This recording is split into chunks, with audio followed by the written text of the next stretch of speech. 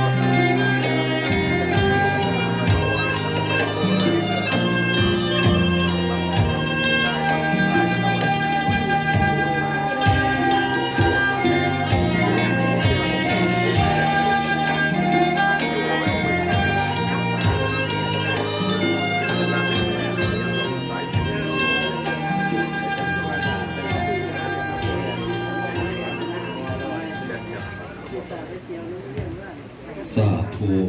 ขอน้อมไหวอาลัยในชุดการแสดงที่มีชื่อว่าฟอร์มเมื่อฝ่าทรงสการขอขอบพระคุณลูกหลานนะครับจากทางโรงเรียนราศีสไลโดยการนำของทางท่านผู้อำนวยการโรงเรียนราศีสไลท่านผู้อำนวยการรุ่งสวัสดิ์มณีวงศ์และก็ผู้ฝึกสอนโดยทางท่านแม่ครูอมรวรรณคุณมาศครูเชี่ยวชาญจากโรงเรียนราศีสไลครับอย่างบุญกุศลที่อนุเคราะห์คราวนี้ถึงแก่ทางคุณพ่อพรศิริพัฒน์และในช่วงนี้จะขออนุญาตนะครับทางฝ่ายของทางคณะเจ้าภาพจิตอนุเคราะห์นะครับที่จะสนับสนุนกิจกรรมกิจการนะครับอันเป็นกุศลนี้แก่ทางลูกหลานนักเรียนโรงเรียนราศีสไลนะครับก็ขออนุญาตตัวแทนหนึ่งท่านนะครับรับมอบจากทางเจ้าภาพก็ขอชาติแทนคณะลูกหลานจากโรงเรียนราศีสไลด้วยครับสาธุครับ